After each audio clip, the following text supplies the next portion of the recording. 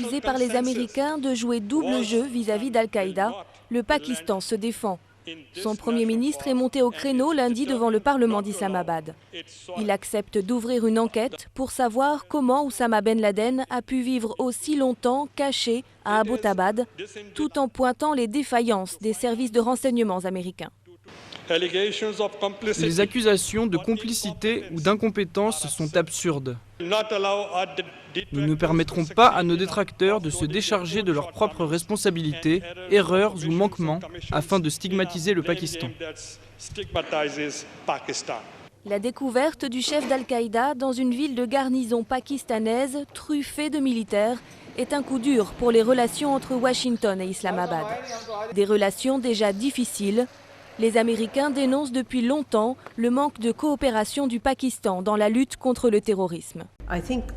Je pense qu'il y a déjà eu une reconnaissance officielle des insuffisances dans les renseignements, sur le fait que les autorités pakistanaises n'ont pas été capables de poursuivre les pistes que les autorités américaines leur ont fournies.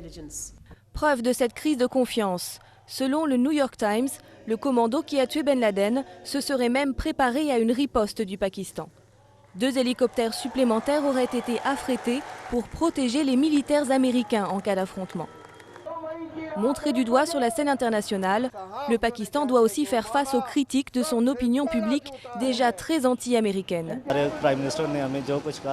Les gens n'ont rien compris à ce qu'a dit le Premier ministre. Le pays veut davantage d'explications et surtout comprendre comment 2 hélicoptères américains ont pu venir lancer une attaque sur notre territoire et repartir sans que les autorités militaires n'en sachent rien. La Maison-Blanche refuse toujours de s'excuser pour cette opération.